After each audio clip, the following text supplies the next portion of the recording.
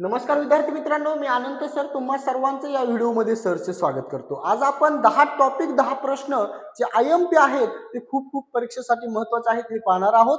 वेळ न वाया घालवता मी ते टॉपिक आणि ते प्रश्न तुम्हाला सांगणार आहे, जेणेकरून तुमचा परीक्षेमध्ये वेळ वाचेल आणि तुम्हाला जास्तीत जास्त परीक्षेमध्ये मार्क्स मिळतील। तर बघा, पहिला टॉपिक आपण घेणार, पहिल्या टॉपिकवर पहिलाच प्रश्न आपण घेणार, विसंगत पद ओळखा। पहिला टॉपिक कोणता आहे? विसंगत पद ओळखा। दुसरा टॉपिक आहे संख्या मालिका, तिसरा आहे दिशाज्ञान, चौथा आहे घड्याळावरील प्रश्न, पाचवा आहे कोडिंग डिकोडिंग, सहावा आहे ठोकळा किंवा आपण त्याला घनाकृती म्हणतो, सातवा समान संबंध, आठवा अक्षर मालिका आणि नववा आहे व्हेन डायग्राम, दहावा आहे रक्त संबंध। या प्रश्नावरील या टॉपिक वरीलच आपण असे 10 प्रश्न काढलेले आहेत की ते IMP क्वेश्चन आहेत। ते कोणते मी तुम्हाला दाखवतो। व्हिडिओ संपूर्ण पहा, जेणेकरून तुम्हाला कोणत्याही प्रश्नाची अडचण येणार नाही। सर्व प्रश्न मी स्पष्टीकरणासह सांगणार आहे। बघा, आपण आज 10 प्रश्न घेतोय जे तुम्हाला मोस्ट इम्पॉर्टंट आहेत। आता पहिलाच प्रश्न मी घेतोय बाळांनो तुमच्या पुढे, विसंगत पद ओळखा। बघा काय दिलं इथे, 64 दिला, इथे 4 चा घन असतो 64, 4 चा घन किती 64, 5 चा घन आहे 125, पुढे दिले तुम्हाला 6 चा घन असतो 216 आणि 15 चा वर्ग असतो बाळांनो 225, 15 चा वर्ग किती असतो 225, म्हणून तुमचं उत्तर किती येणार आहे 4D उत्तर येणार आहे 225। तुमचं सुद्धा उत्तर 225 आले का? कमेंट करून नक्की सांगा। पुढला प्रश्न घेतो IMP आपण। पुढला प्रश्न काय दिलाय बघा बाळांनो, संख्या मालिकावरील प्रश्न आहे। पुढला प्रश्न आहे संख्या मालिकावरील, पूर्ण स्पष्टीकरणासह सांगणार आहे। व्हिडिओ पूर्ण पाहायचा आहे, जेणेकरून तुम्हाला कुठल्याही प्रकारची अडचण राहणार नाही। पुढील प्रश्न आहे बाळांनो, पुढला चॅप्टर आहे संख्या मालिका आणि संख्या मालिका शोधणे। आपण सेकंड नंबरचा चॅप्टर आणि सेकंड नंबरचा क्वेश्चन घेतोय। बघा, संख्या मालिकेतील पुढील संख्या शोधायची आहे आपल्याला इथली। ओके, बघा 2, 6, 7, 21, 22 आणि प्रश्नार्थक चिन्ह दिलंय तुम्हाला। तर काय करायचं, सिंपल 2 गुणवले 3 करा, बेत्रिक 6, हे पहिलं पद आपल्याला मिळालं, म्हणजे दुसरं।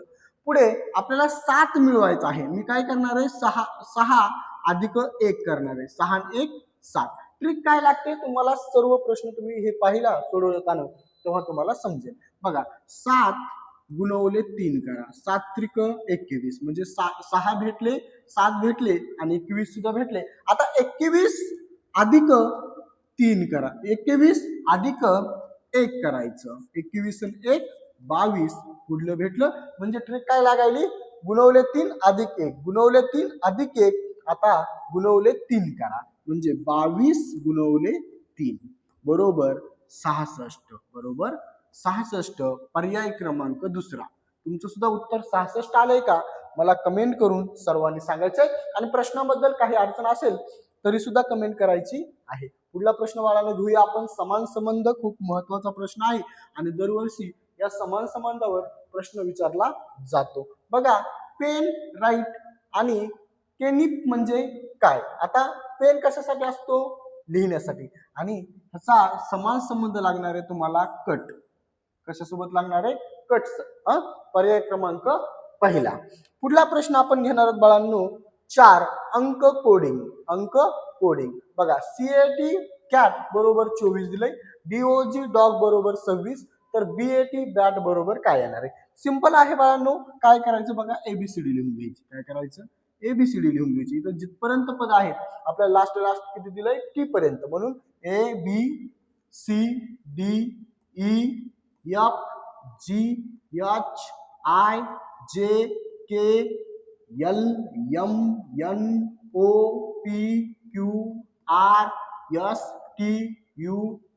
ओके, बघा आपल्याला C किती नंबरला आहे, 1 2 3 नंबरला C। मी नंबर देऊन टाकतो लगेच, नंबर द्या, 1 2 3 4 5 6 7 8 9 10 11 12 13 14 15 16 17 18 19 20 21 आणि 22। आता C किती नंबरला आहे, C आहे बघा, CAT घ्या, C आहे 3 नंबरला, अधिक A आहे 1 नंबरला, अधिक T किती नंबरला आहे हो, टी आहे 20 नंबरला, बरोबर तुम्हाला 24 येणार आहे. आलं 24. CAT कॅट बरोबर 24. आणलं कसं आणायचं ते, म्हणजे अल्फाबेटचे नंबर घ्या, नंबरची बेरीज करा, तुम्हाला उत्तर मिळून जाईल. तसं DOG करा. DOG बघा, डी किती नंबरला आहे? 4 नंबरला आहे. अधिक ओ किती नंबरला आहे? ओ आहे 15 नंबरला. अधिक जी किती नंबरला आहे? जी आहे 7 नंबरला. या सर्वांची बेरीज जर केली तर तुम्हाला उत्तर 26 मिळून जाईल. 15 आणि 4 19, 19 आणि 7 26. पुढे BAT.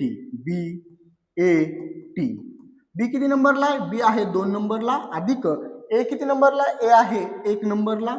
आणि अधिक टी आहे 20 नंबरला. 20 आणि 1 21, 21 आणि 2 23. 21 आणि 1 21 आणि 2 23. पर्याय क्रमांक तिसरा. तुमचं सुद्धा उत्तर 23च आलंय का? कमेंट करून सांगायचंय. आणि या प्रश्नामध्ये काही अडचण असेल तरी सुद्धा तुम्ही कमेंट करून विचारू शकता. पुढला प्रश्न बाळांनो दिशा ज्ञानवर दरवर्षी विचारला जातो आणि यावर्षी सुद्धा विचारण्याची दाट शक्यता आहे. आपण सर्व जेवढे 10 क्वेश्चन घेणार आहोत ते व्हेरी इम्पॉर्टंट क्वेश्चन घेणार आहोत.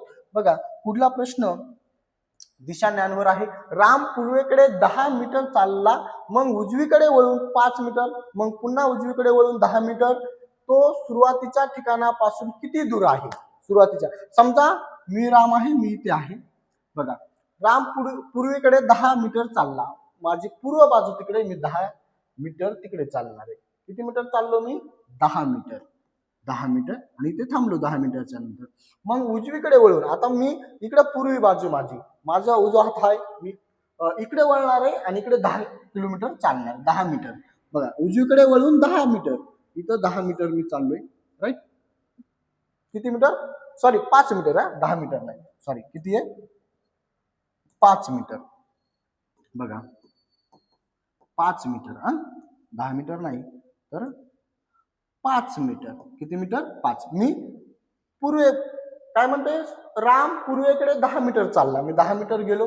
मग उजवीकडे वळायचंय, मी उजवीकडे वळणार आहे आणि 5 मीटर चालत जाणार आहे. मग पुन्हा उजवीकडे वळून, आता हे मी इकडे 5 उजवीकडे वळून 5 मीटर चालत गेलोय. मग पुन्हा उजवीकडे वळायचं, पुन्हा उजवीकडे वळून इकडे मी किती किलोमीटर गेलो? 10 मीटर. मग तुम्हाला हे इथलं अंतर काढायचं सांगितलं, इथलं अंतर काढायचं. किती अंतर? मग तो सुरुवातीच्या ठिकाणापासून किती दूर आहे? किती दूर आहे?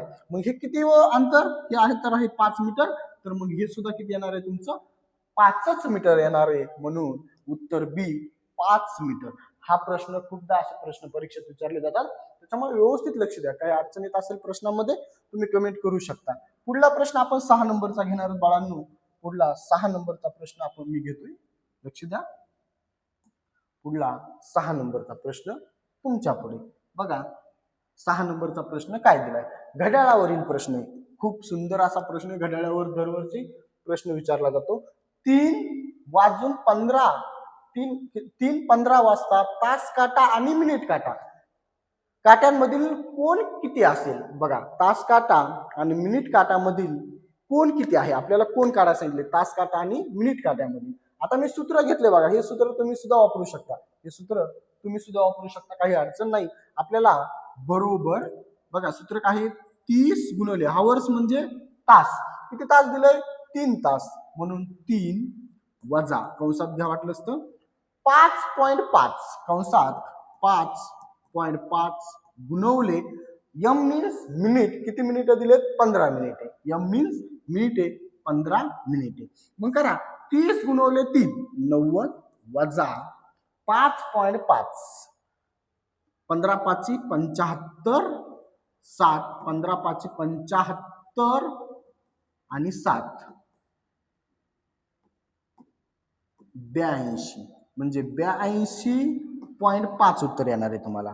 ओके, बघा, पण 5.5 गुणवले 15 जर आपण केलं तर 82.5 90 वजा 82.5 करा तर तुम्हाला उत्तर येईल 7.5 डिग्री. ओके, पर्याय आहे का बघा, हे पर्याय क्रमांक दुसरा. ओके, हे सूत्र तुम्ही इझी वापरू शकता. असा जर प्रश्न दिला तुम्हाला 3:15 वाजता तास काटा आणि मिनिट काटामध्ये कितीचा कोण होईल किंवा किती डिग्रीचा कोण होईल. तर तुम्ही हे सूत्र इझी वापरू शकता, काही अडचण नाही, 100% उत्तर निघतं. असा एखादा प्रश्न घेऊन बघा तुम्ही स्वतः, तुम्हाला उत्तर 100% निघतं. फक्त गुणाकार आणि वजाबाकी नीट अॅक्युरेट करा, तुम्हाला उत्तर 100% मिळून जाईल. पुढला प्रश्न आपण 7 नंबरचा बघू काय दिलाय. ओके, प्रश्न जे समजत नाहीत ते मला कमेंट करून सांगा, मी परत पुन्हा तुम्हाला पुढील व्हिडिओमध्ये ते प्रश्न सर्व डबल समजून सांगेल. बघा, वेन डायग्रामवर प्रश्न दिलाय बाळांनो तुम्हाला. दरवर्षी वेन डायग्रामवर प्रश्न विचारला जातो. सर्व मांजरे प्राणी आहेत, सर्व मांजरे प्राणी आहेत समजा. बघा, ही एक रूम आहे, त्या रूम मध्ये सर्व मांजरे प्राणी आहेत, सर्व मांजरे जरे आहेत प्राणी. ओके, प्राणी. पण काही प्राणी कुत्रे पण आहेत, काही प्राणी बघा, काही प्राणी कोणतं कुत्रे सुद्धा आहेत. ओके, ह्याच्यावरून आपला योग्य निकष निवडा म्हणते. सर्व कुत्रे मांजरे आहेत. आता सर्व कुत्रे मांजरे असू शकतात का? नाही, कारण की काही प्राणी फक्त कुत्रे आहेत, मांजरे हे प्राणीच आहेत बरं का. त्या प्राण्यांमध्ये काही कुत्रे सुद्धा आहेत, म्हणून सर्व कुत्रे मांजरे असणार नाहीत. मांजरे वेगळे आणि कुत्रे वेगळे. काही कुत्रे मांजरे आहेत, काही कुत्रे मांजरे आहेत. आपल्याला दिलं नाही ते ना की काही कुत्रे मांजरे आहेत म्हणून, पण हा निकष 100% लागतो. नीट जर आपण निरीक्षण केलं का, काही कुत्रे मांजरे असू शकतात, काही कुत्रे मांजरे असू शकतात. बघा, कारण की आपल्याला काय म्हणलंय, मुद्दा नीट लक्षात घ्या. इथं सर्व मांजरे प्राणी आहेत, सर्व मांजरे कोणतं प्राणी. तर काही प्राणी कुत्रे आहेत, काही प्राणी कुत्रे आहेत.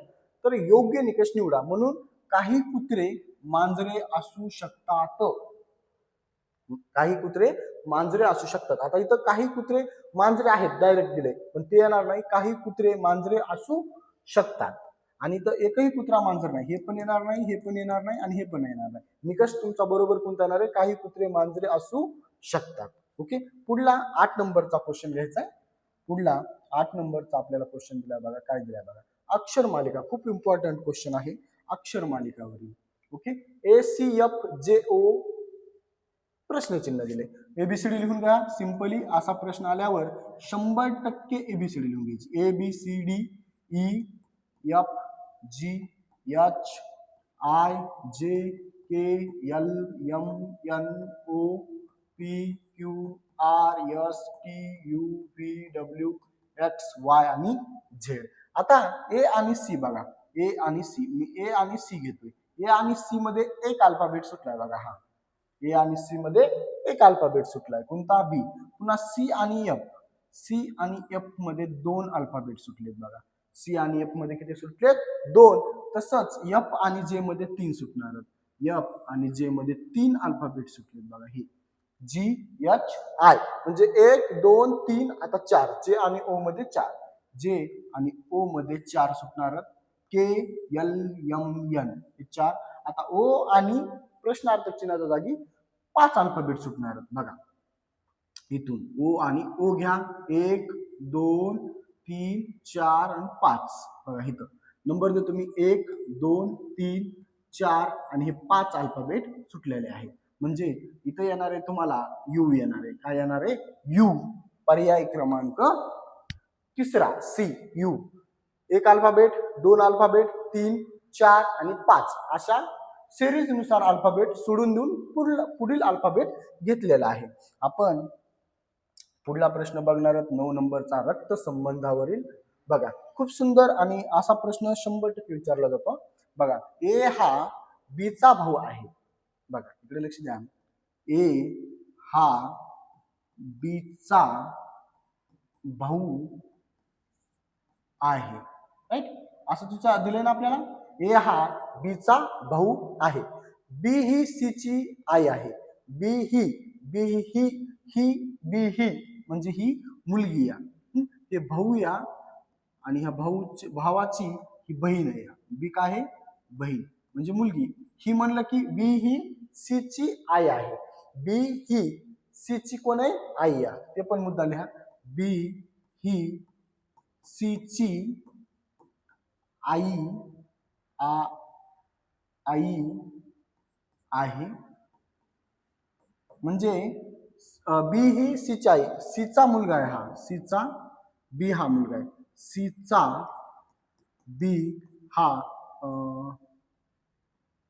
नाही नाही बीचा सी मुलगा आहे, कारण की बी ही सी ची आहे, म्हणजे सीचा बीचा मुलगा बी सॉरी बी ही सी ची आई आहे. बीचा मुलगा सी आहे, राईट. बीचा मुलगा बी इथं बीचा बीचा बीचा मुलगा मुलगा बीचा मुलगा सी आहे. सी आहे. बी ही सी ची आई आहे. सीचा एसी काय संबंध? सीचा एसी काय संबंध? सीचा इकडे बघा, या सीचा एसी काय संबंध आहे? आता भाऊ आणि बहीण आहे. भाऊ आणि बहीण. ए हा बीचा भाऊ आहे. बी ही सी ची आई आहे. बी ही सी ची म्हणजे बीचा मुलगा सी आहे. ह्या बीचा मुलगा कोण आहे? हे सी. म्हणजे हे भाऊ आणि बहीण आहे. म्हणजे भावाच्या बहिणीचा भाऊ बहीण, माझी एक मी भाऊ या माझी बहीण आहे, बहिणीचा मुलगा, माझा आणि त्याचा संबंध काय? मामा. बरोबर नाही? माझ्या बहिणीचा, थोडक्यात माझ्या बहिणीचा मुलगा आणि त्या मुलाचं माझं नातं काय असणार आहे? मामाचं असणार आहे. म्हणून उत्तर डी हे तुमचं बरोबर आहे. हे प्रश्न तुम्ही सुद्धा सांगा, बरोबर आहे का चुकीचा आहे? मी डायरेक्टली शिकवतो तुम्हाला, पण हा प्रश्न जर चुकीचा असला तरी तुम्ही कमेंट करू शकता, मला सांगू शकता. तुमच्यासाठी बाळांनो, आरसा प्रतिमा, आरशातील प्रतिमा ओळखा. कमेंट करून मला ह्याचं एक लास्टच उत्तर तुम्ही सांगायचं. ओके, सर्वांनी कमेंट करायचं. चुकलं तरी चुकू द्या, उत्तर काही नाही. माणूस हा चुकीचाच पुतळा आहे. आपल्याकडून 100% चुकणार. चुकीतूनच तुम्ही शिकणार आहात, चुकीतूनच तुम्ही पास होणार आहात, चुकीतूनच तुम्हाला 110, 120, 130, 140 मार्क पडणार आहेत आणि चुकतच तुम्हाला 48,000 रुपये स्कॉलरशिप मिळणार आहे. व्हिडिओ आवडला असेल तर व्हिडिओला लाईक, चॅनलला सबस्क्राईब करा आणि अजून असेच व्हिडिओ पाहण्यासाठी आपल्या चॅनलला सबस्क्राईब करून व्हिडिओला लाईक करून हा व्हिडिओ ग्रुपवरती शेअर करायला विसरू नका. धन्यवाद.